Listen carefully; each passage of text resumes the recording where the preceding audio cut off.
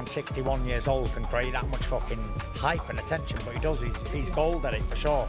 But I think as for me dad, a 60-odd-year-old wanting to fight Carl Froch, and Carl Froch trying to boost his name off an old man's name, do you think I'm going to let me dad fight Carl Froch? Or misfits. If you really want to fight, if I really have to do it, I'll hit you with a couple of body shots, a couple of jabs, and I'll help you up when I've dropped you, and it'll be embarrassing, the same way you're embarrassing. So if you've not seen the video, that's basically what I said. So he's addressed that and said he's not going to give anybody a payday who he doesn't like. It feels like he's the big star and the big draw, like anybody gives a shit at him, you know what I mean? He's just a big fat man. Sounds like, I'll fight him right here in front of me, but then he says I want $2.5 million to box him. How does that make any sense? John's like, if Carl's right here in front of me, I'll fight him. But I'm not going to box him unless it's $2.5 million. Huh? I don't understand that. And also, you had the opportunity. Tyson Fury. To be fair, listen, I leave everybody to their own business and I don't get involved, and I just got to focus on my own fight. And I wish them both luck, both good lads, and may the best. Tyson Fury's a big bully, and big bullies need putting in their place. And if I'm the man that has to do it, I will do it. I don't want to beat an old man up. I don't want to start on a 60-year-old man. But when I look back, when I beat George Groves up in front of 80,000 fans at Wembley Stadium, rendering him unconscious, he was 11 years younger than me. I'm only 10 years younger than Big John Fury. I know he doesn't look well, does he? He looks a bit older. I don't want to give him any stick, but he looks. He's 10 years older than me, 60-year-old man. I'm pressing on for 50. But if Carl did do it, I think Carl would smash him. But I just don't think he will do it, because he's got that memory, he's got that something about him, that he's at an age where he's still physically fit enough and strong enough if he commits himself to. I love that John is just so confident in himself. He would gas inside of 2 rounds. 2 rounds, but if he even made it 2 rounds with Carl Froch, he would gas probably in the first round. He's 60 years old. I'm not saying he couldn't hobble about for 4 rounds or something, but he would be gassed inside of 2. And then there's Froch, who's been paid to fight.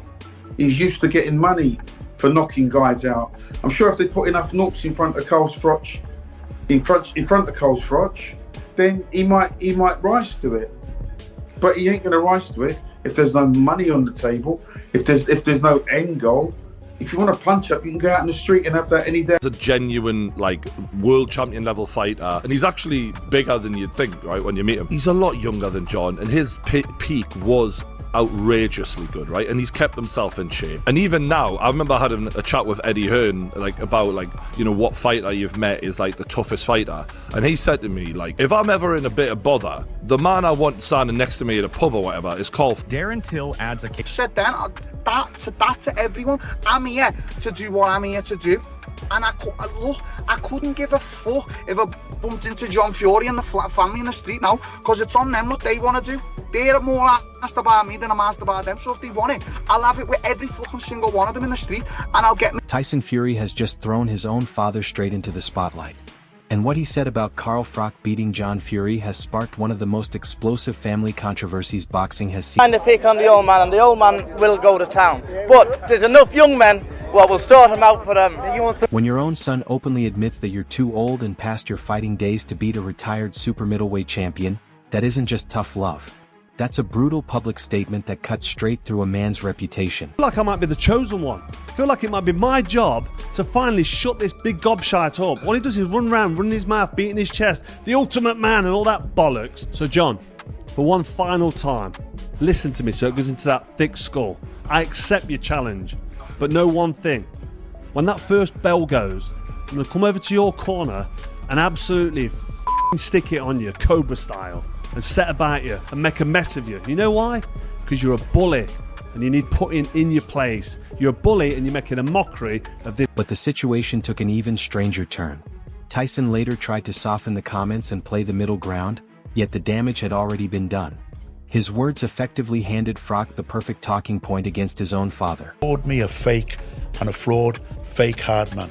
I will show him how much of a fake hard man I am. He's the one that's shying away from. And Carl Froch is clearly enjoying the storm surrounding it all. He's talking openly about landing clean punches and exposing John Fury in front of everyone. This isn't casual confidence anymore. It sounds personal. Envious, disliked Brendan because they couldn't actually figure out what he was doing, even though he got the right results. He did everything wrong but got everything right. So when it came to birthdays, No, it was just, Now another voice has entered the debate. Johnny Nelson backed Froch as the clear favorite, openly questioning whether John Fury still has the ability to compete at that level. Even respected analysts are... And I'm very proud of what we've achieved, the team have achieved, and we're here to stay with another massive TV deal.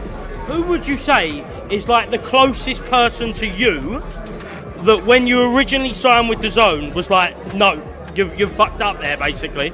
John Fury responded with a demand that shocked many people. He says the fight only happens if £2.5 million is on the table. He's speaking as if he could step into the ring tomorrow without preparation and still dominate. Froch I'm fine, because I'm quite sure Carl's going to rip the life out of John after today. I think John did the job. John did the job and got the excitement going, got people talking. That's exactly. Here's the interesting twist. Duke McKenzie pointed out that Froch usually fights for serious money rather than pride alone. That means if the financial incentive becomes large enough, this very, very, very passionate around his sons when they're fighting, and it gets something out of him. I spoke to him, right, literally face to face, and I said, well, you know, what is upset? He said, I don't want people calling me out because I'll take it. Eddie Hearn delivered perhaps the harshest evaluation so far.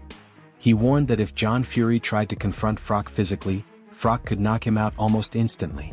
It sounded less like promotion and more like a Cobra, mate. Really? The Cobra's dangerous. He's still in shape, 48 years of age. John standing over there behind you. You got to go with John Fury. Yeah, no, it kicked off a little bit. It wasn't only Cole Froch that he went into either, did he? He actually went into Lennox Lewis as well. He started steaming into Lennox Lewis a little bit, and I go, whoa, who wins that one? Then Roman Fury stepped forward to defend his family name.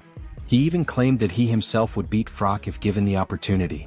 Suddenly the situation feels like the entire Fury family lining up against one former... I watched Carl Froch getting knocked down by George Groves. He was gone.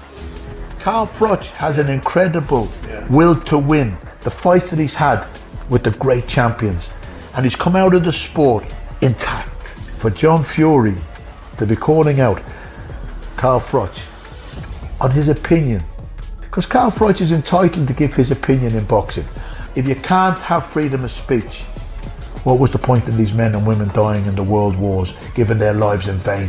What do you think would actually happen if John Fury and Carl Froch, as he is... Carl Froch could stand there and say to John, I'll give you 2 free shots, John. Hit me with your rifle. Froch didn't hold back in his reply either. He labeled John Fury a loud and aggressive bully who eventually needs to be confronted properly in the ring. For Froch, this argument Downhill a little bit, and that was half of the inspiration for him, half of the motivation for him to come back. And he's right in some senses, because boxing has missed Tyson Fury. The press conference he just done up there, he was asked one question by Josh Dengel. He talked for the best part of 30 minutes. He talked about his life, you know, where he's been since the... Spencer Oliver gave one of the more balanced opinions, calling it unpredictable on paper. Still, most observers lean toward Froch's experience and sharp competitive mindset over John Fury's reputation for street fight toughness. So that's the story. A son publicly challenging his father's legacy, a retired champion ready to step back into conflict, and a family dispute spiraling far beyond a simple boxing debate. This situation now revolves around pride, legacy, and proving who can truly deliver when the spotlight appears. Here's the question for you. Share your opinion below. Is John Fury overestimating his chances against a former world champion, or could his wild and unpredictable style actually create problems? If you found this breakdown interesting, support the channel with a like and subscribe for more boxing stories. Turn on notifications as well, because this feud looks like it's only getting started. But there is another layer people rarely discuss: the psychological battle happening quietly behind the scenes. John Fury built his entire image around being the unbreakable leader of boxing's most recognizable family. Now his own son has publicly challenged that identity in front of a global audience. Consider what that means. Tyson Fury didn't question his father privately. He did it in interviews watched by millions, essentially telling the world that the same man who guided him to the heavyweight championship may now be past his prime. Moments like that can reshape relationships forever. Carl Froch understands the power of this situation. His goal isn't only victory inside a ring. It's about damaging the pride of the Fury family name. Every interview, every remark, every challenge seems carefully timed to push John Fury into reacting emotionally, and that is where things become dangerous. John Fury's personality has always been driven by pride and confrontation. When the Fury family feels challenged, they rarely step back quietly. They respond with force. But this situation is not a bar argument or a street dispute. Carl Froch is a proven world champion who spent years studying opponents and refining his skills at the highest level of boxing competition. The uncomfortable truth is that John Fury hasn't fought seriously for decades. Meanwhile, Froch ended his career at the top after that famous knockout of George Groves in front of a packed Wembley Stadium. The difference in professional experience could be enormous.